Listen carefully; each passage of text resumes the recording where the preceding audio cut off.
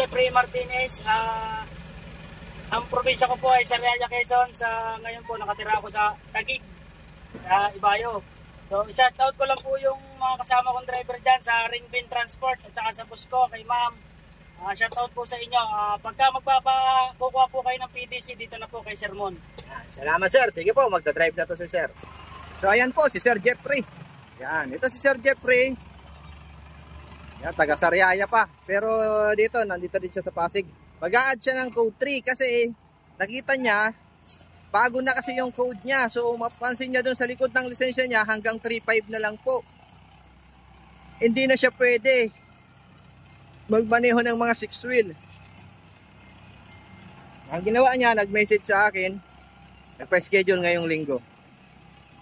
So yung mga gusto dyan mag-additional code 3 at code 8, mag-PM lang mga sir. Yun, PDC lang po yung requirements natin sa LTO para makapag-additional code kayo. Basta dapat 4 years ng professional yung license natin. Yan, yung mga gusto naman mag-code 8, ayun po. Okay, sir, go!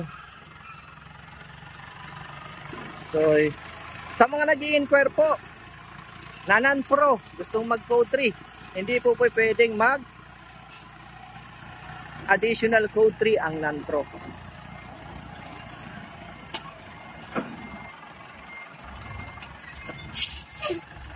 Okay, parking sir. So doon siya papasok si sir. So dito inaaral natin yung atras, sa kanan at kaliwa.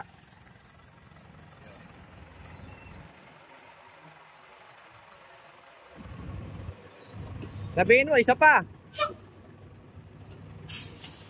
Ito yung code 8 lang.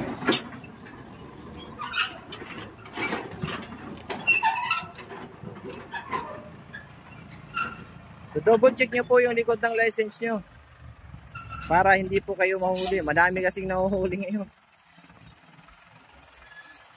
Pag may bagong code, double check agad yung likod ng lisensya.